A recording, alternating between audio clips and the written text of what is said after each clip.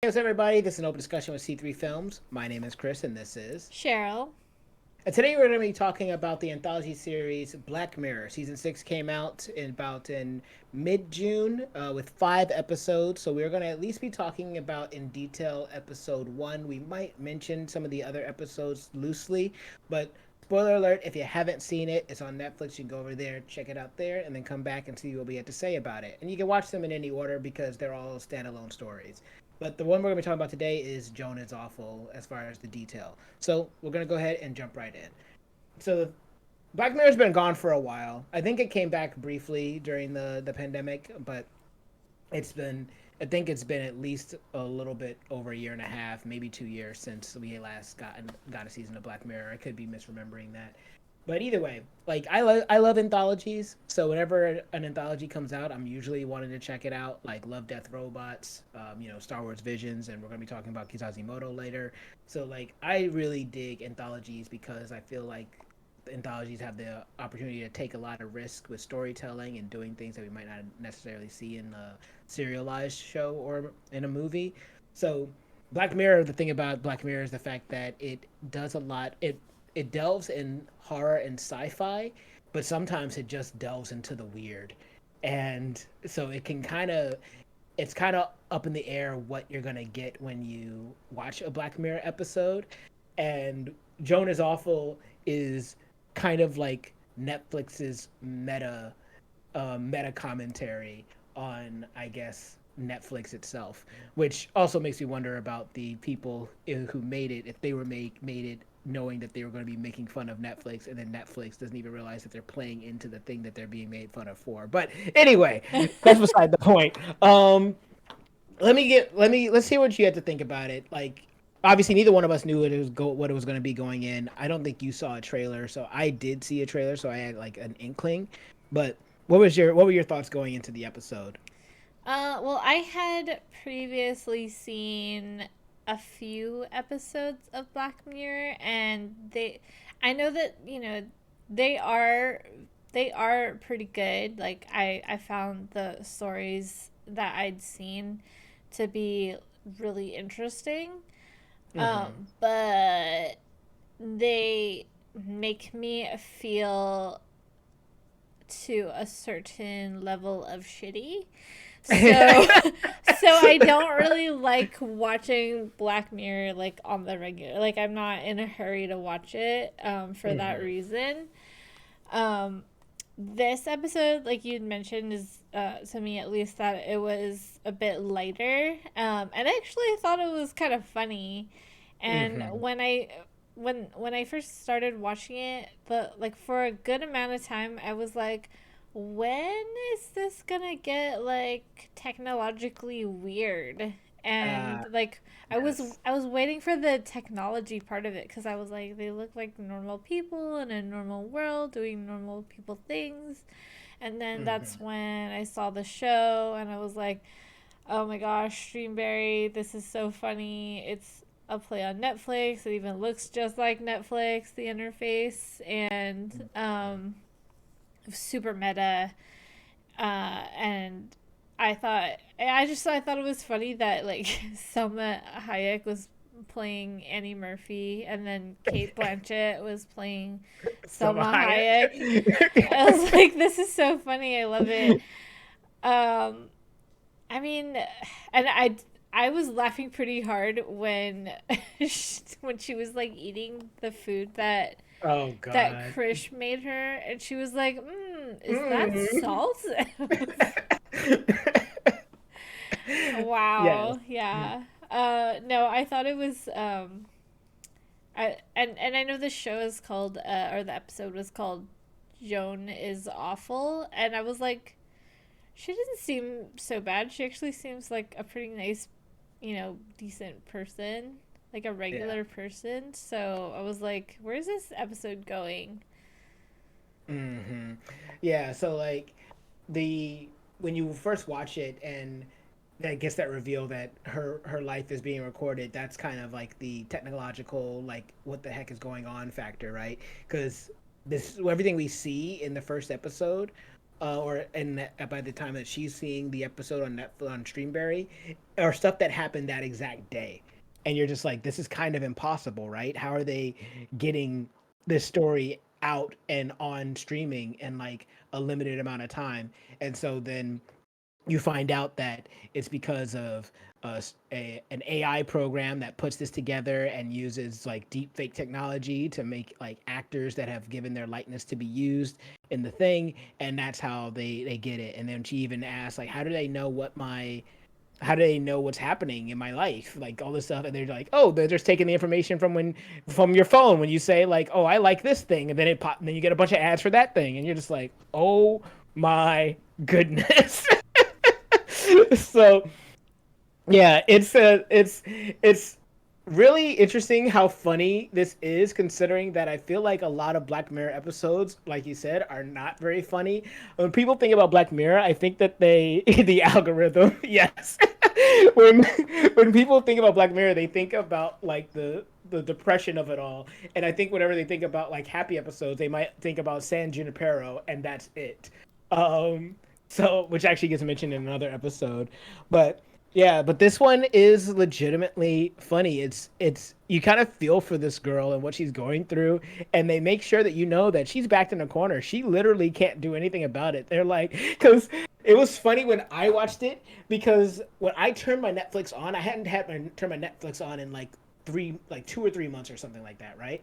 So when I turned it on, I got a terms and conditions thing that appeared on my screen like before I could enter.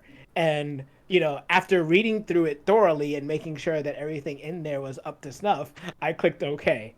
And you guys know I didn't actually read it at all. I just clicked OK immediately, and then started watching the episode.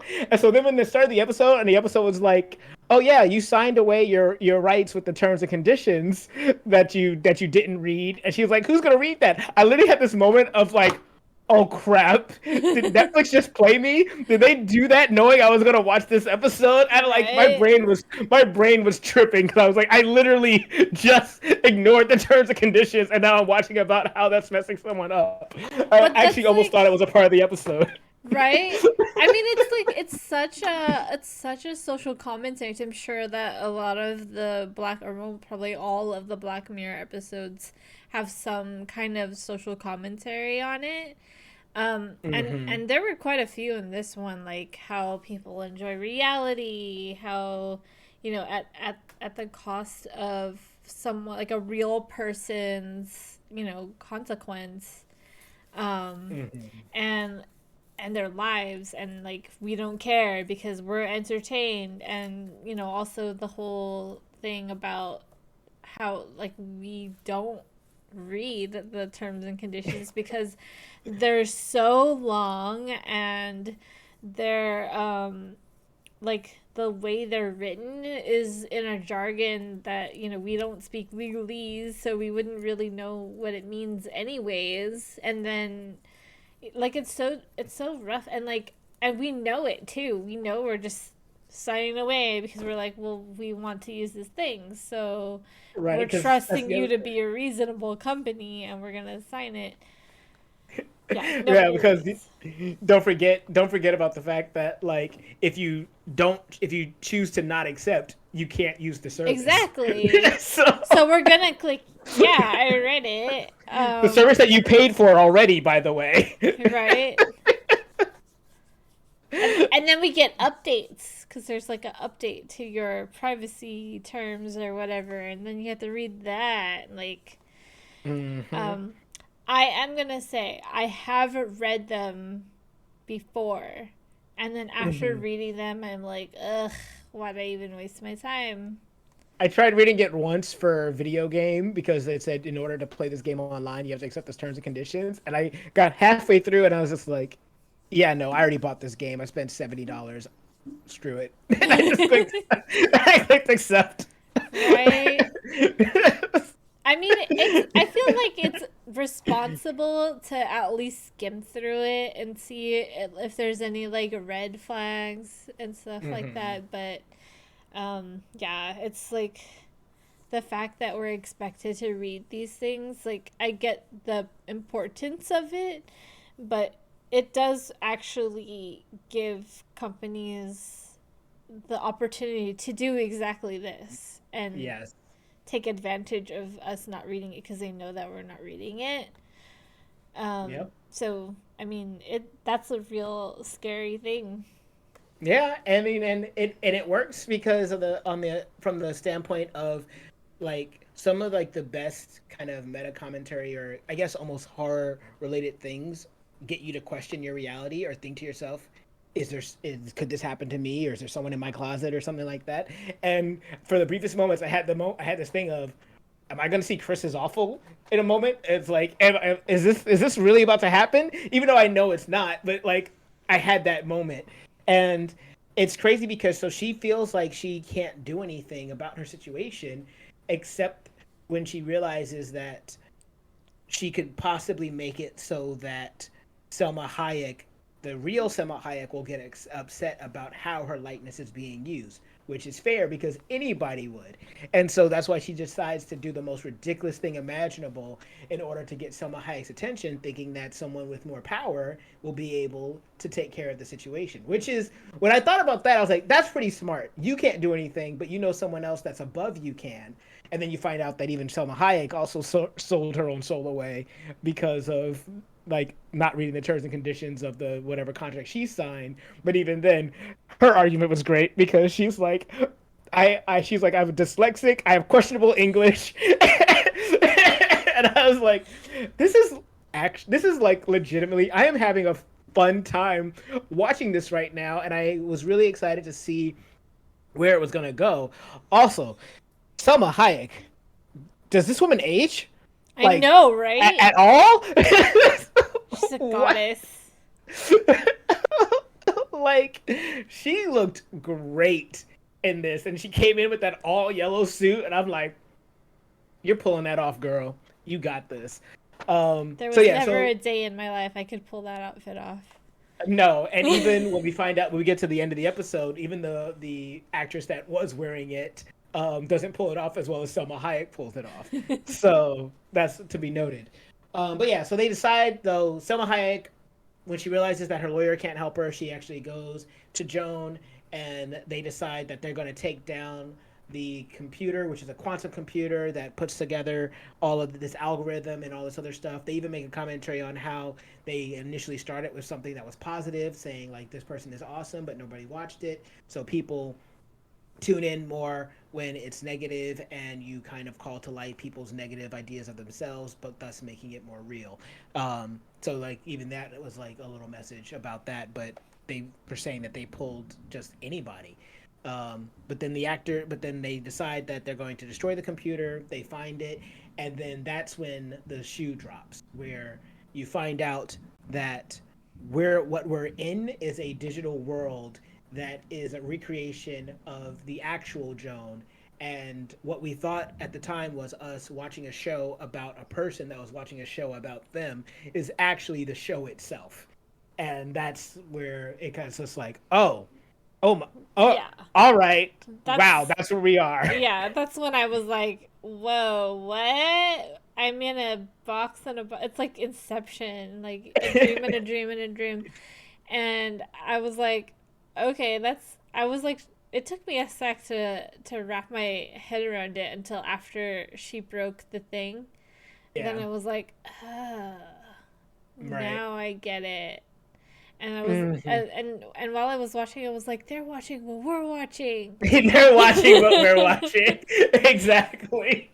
Which is the idea. And then, of course, for the nature of it being a show, it has to break the illusion by then showing us the real life stuff that's happening once the show has been quote unquote destroyed.